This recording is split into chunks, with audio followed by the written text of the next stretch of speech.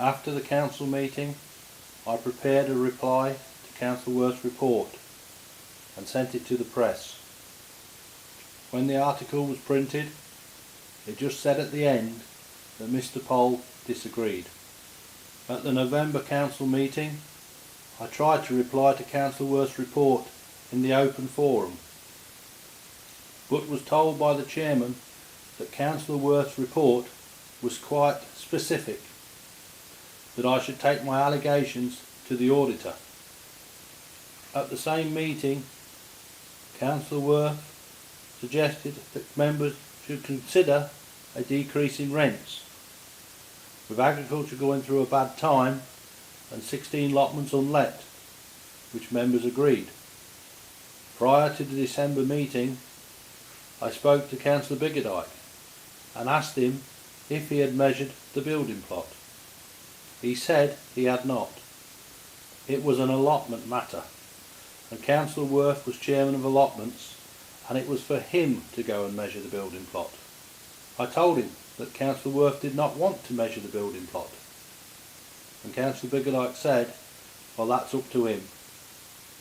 At the December meeting, a list was circulated showing the previous and present rents. It was agreed that Councillors Biggerdike, Worth, Pearl and Capes were to meet at the clerk's office to consider the rents. When the councillors met, they decided to return the rents to their previous level.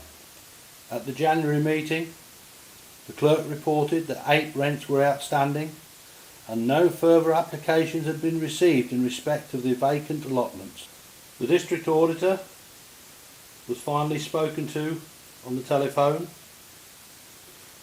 and subsequently documentation sent to him.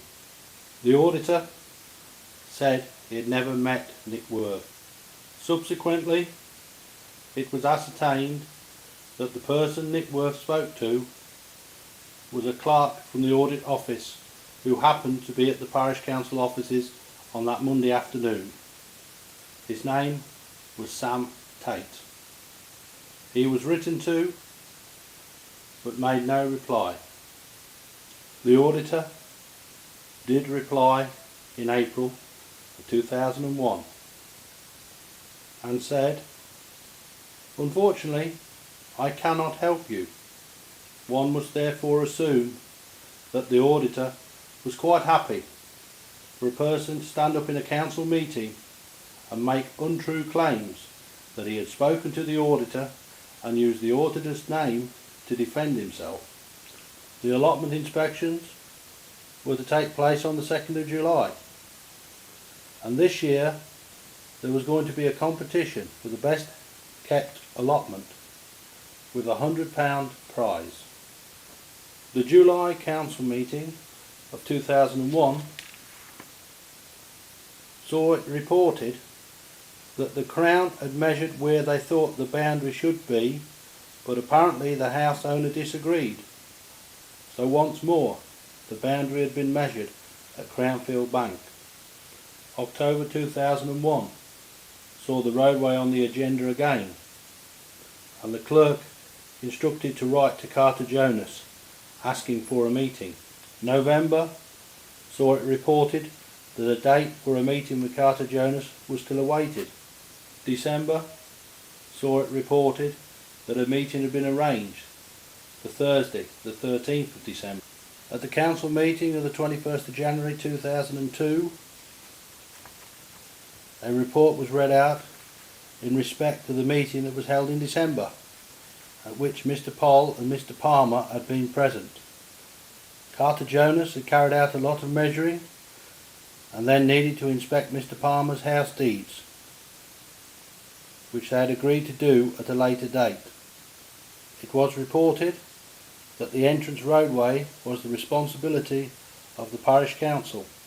February 2002. The clerk reported that she has sent a reminder to Carter Jonas. April 2002. The clerk reported that no further correspondence had been received from the Crown. June 2002. The clerk reported that no further correspondence had been received, despite a further reminder to Carter Jonas. July. The clerk reported that no further correspondence had been received, despite reminders, and she had asked for an update for the August meeting. September 2002.